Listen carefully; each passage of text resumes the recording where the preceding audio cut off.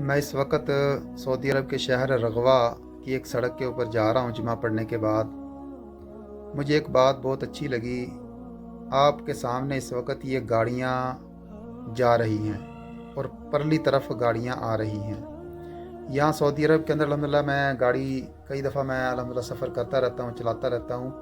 आप यकीन जानिए, कभी भी मुझे इस बात का ख़दशा या खौफ नहीं हुआ कि मैं जा रहा हूँ उसी साइड से सामने से गाड़ी आ जाएगी। कभी भी मेरे ख्याल में यानी आज तक ऐसा नहीं हुआ। 3000 रियाल जुर्माना है अगर यानी आप मुखालिफ सिमत से अगर आप आ जाएं तो। अगर आपने लाल बत्ती को क्रॉस कर दिया तो 3000 रियाल जुर्माना है कम व बेश। ठीक है, तो हमारे पाकिस्तान के अंदर महंगाई का मसला है और मसला सबसे बड़ा मैं ये समझता हूँ हमारी ज़िंदगी के अंदर उसूल नहीं है, बेउसूली हमारे अंदर, जिसमें पंजाबी के अंदर कोट कोट के भरी हुई है।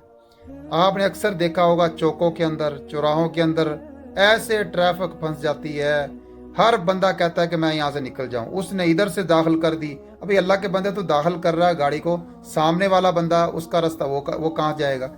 जब देख रहे हो कर मेरे दाखिल होने से ये रास्ता बंद हो जाएगा तो सब्र कर लें। आपने फाटक के अंदर देखा होगा, जब रेल गाड़ी गुजरती है तो जब फाटक 10-15 मिनट के लिए बंद होता है तो उधर वाले जो हैं उन्होंने रास्ता ब्लॉक कर दिया, इधर वालों ने इधर रास्ता ब्लॉक कर दिया। अब हम एक लम्हे के लिए नहीं सोचते कि भाई मैंने रास्ता जो बंद कर दिया वो सामने वाला जो है वो कैसे गुजरेगा। अगर वो नहीं, और अक्सर हम कहते हैं जी मैंने जल्दी बड़ी है, भाई अगर सड़क बंद हो गई तो आपकी जल्दी तो वो तो फिर कहाँ गई जल्दी, आप भी लेट, दूसरे भी लेट। अब एक बंदा बड़ी परेशानी के अंदर सफ़र कर रहा है, वो भी लेट। तो हमें अपनी ज़िंदगी का उसूल बनाना चाहिए, रास्ते को खोल के, ठीक है ना जी, हमें चलना चाहिए। किसी का